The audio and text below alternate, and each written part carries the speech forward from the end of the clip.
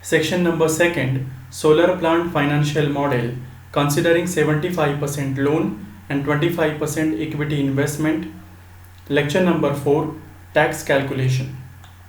Learning objectives of lecture number 4 is: learner should able to calculate taxable income considering the annual depreciation of solar power plant over 25 years. Learner should able to calculate corporate tax and minimum alternate tax. Learner should able to calculate the minimum alternate tax credit available and minimum alternate credit used while calculating the tax. Learner should able to calculate net tax payable, all parameters of tax calculation. In this lecture, we are going to see how to calculate the taxable income and the net tax payable.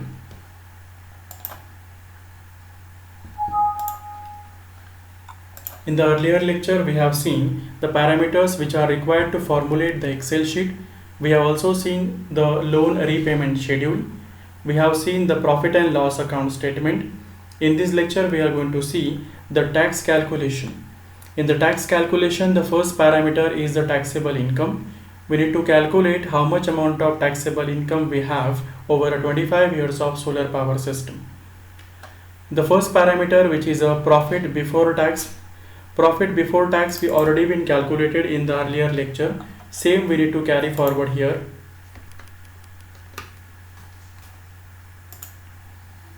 Profit before tax on the subsequent year, we are just calculating by pulling the value. Same it is carry forward in here.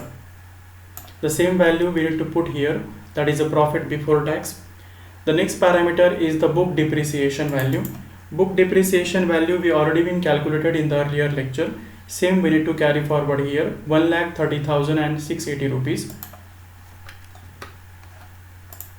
The same value over a subsequent year we need to carry forward it.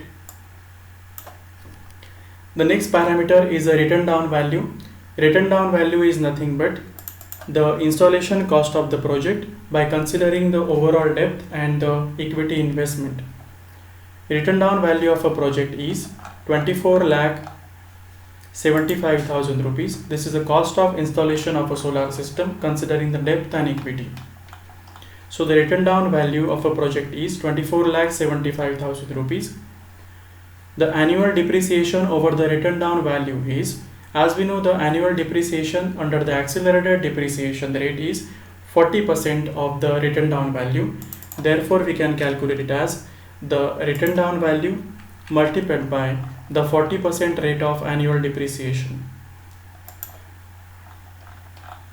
The 40% rate of depreciation is nothing but the accelerated depreciation, we can also say.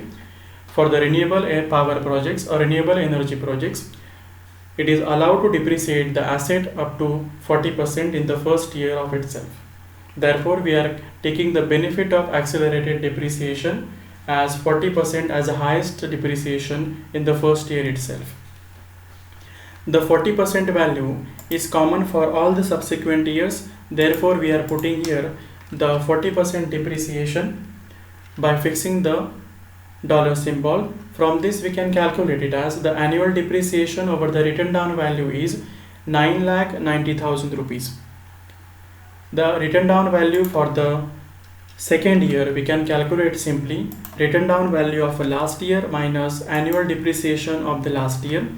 From this we can get analysis of 14,85,000 rupees is the written down value over the second project. Simultaneously, we can calculate this value up to 25th year. Same, we are pulling the written down annual depreciation up to 25th year. From this, we can analyze that for the first coming 2 or 3 years, we are basically getting the benefit of accelerated depreciation. But as year goes on, the written down value of a project is 12 rupees and the annual depreciation is 5 rupees. Basically, there is a difference between the depreciation of annual depreciation or the normal depreciation. Under the accelerated depreciation that we are taking, we are getting the benefit of accelerated depreciation in the initial phase of power plant installation basically. Therefore, we are choosing in the most of the cases for renewable energy project the accelerated depreciation term. The next parameter is the WDV depreciation. It is nothing but the annual depreciation. Same value we need to carry forward here. This depreciation value we need to subtract from the profit before tax. So same value we need to copy paste here. The above row is copying on the lower row basically. The taxable income. The taxable income we need to calculate by considering the profit before tax. Whatever profit we are getting before tax, plus we need to add the book depreciation, because we are adding or showing the book depreciation value in the cash flow analysis. Therefore it to be added book depreciation under the straight line method of depreciation, that is a constant value of every year we need to add in the taxable income, or we need to show in the taxable income, minus we need to subtract the accelerated depreciation value. We are getting the benefit of accelerated depreciation of 40% depreciation in the first initial phases of installation. From that we can calculate the value of taxable income. Basically taxable income is profit before tax value plus the book depreciation value minus of the annual depreciation under the accelerated depreciation.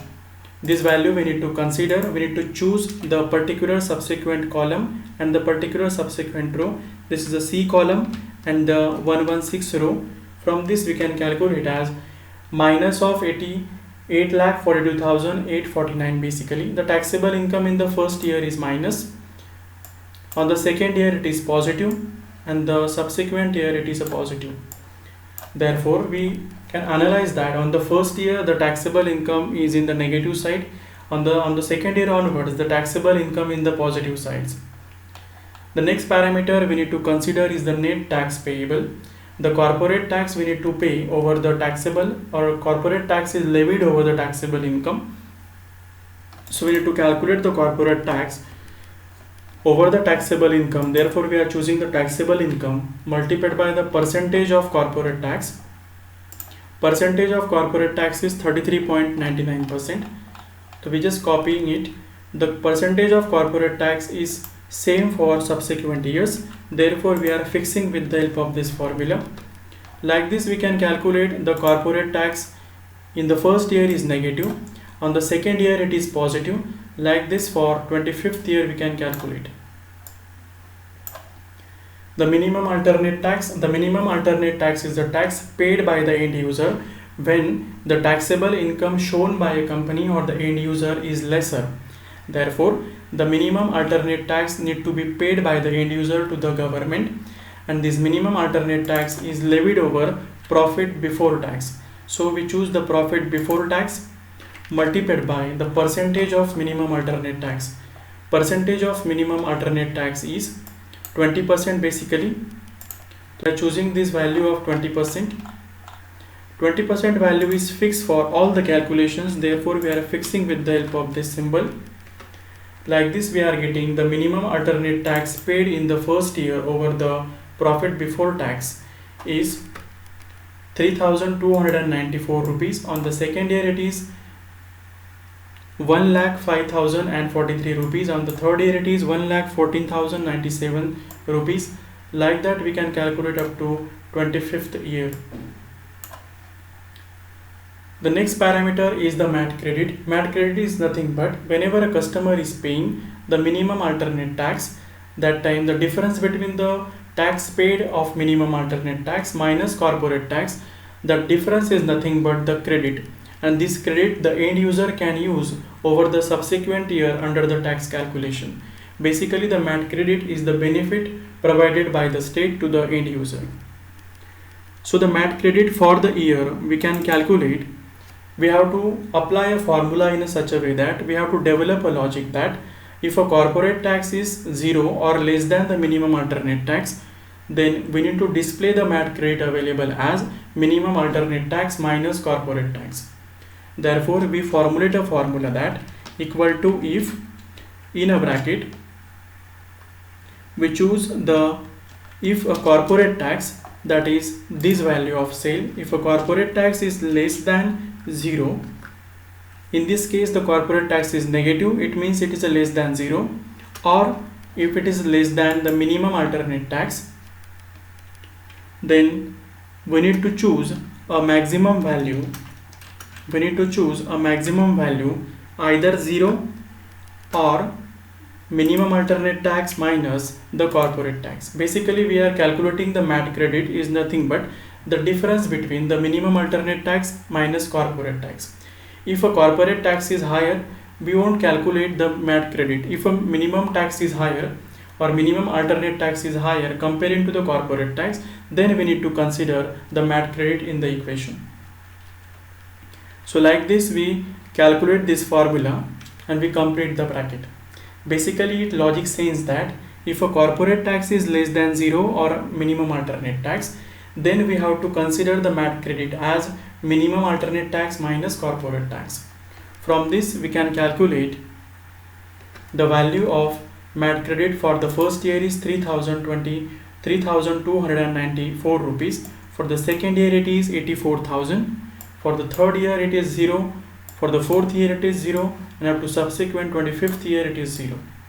So the MAT credit is available for the first 2 years because the corporate tax on the second year is lower than the minimum alternate tax. Corporate tax on the third year, it is higher than minimum alternate tax. If a corporate tax is higher than minimum alternate tax, then we won't get the MAT credit for the particular year. The second parameter is the MAT credit use, and the third parameter is the MAT credit available for the next year. We go on MAT credit available for the next year. We can calculate by the MAT credit for the current year plus MAT credit for the earlier year minus the MAT credit used in the current year. From this formula, we can calculate the MAT credit available for the next year. For the 25th year, we just pulling this row simultaneously. Then we go on the second parameter, that is a MAT credit use in the current year. MAT credit use in the current year, we developed a formula in such a way that if we have to choose a maximum value and then we have to apply the logic.